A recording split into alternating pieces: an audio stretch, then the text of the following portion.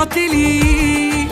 هنا غني للسعادة والهنا، فرحة تملي الحبايب وهلي، تبقى ماريا فخر في كل سنة، كل سنة تزيد قد ما تعتني.